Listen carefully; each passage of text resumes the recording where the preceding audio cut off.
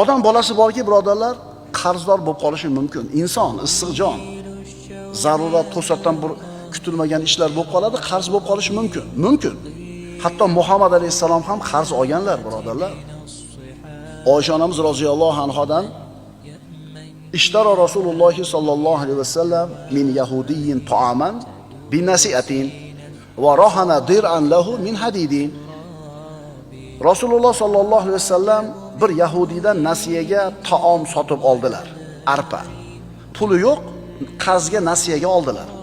Va unga o'zlarining temir sovutlarini garovga qo'ydilar.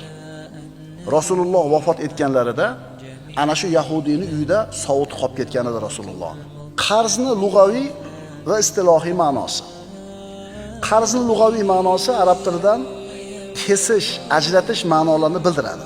Sababi qarz berayotgan odam o'zini molidan bir qismini kesib ajratib berayotgan bo'ladi. Bu lug'aviy ma'nosi.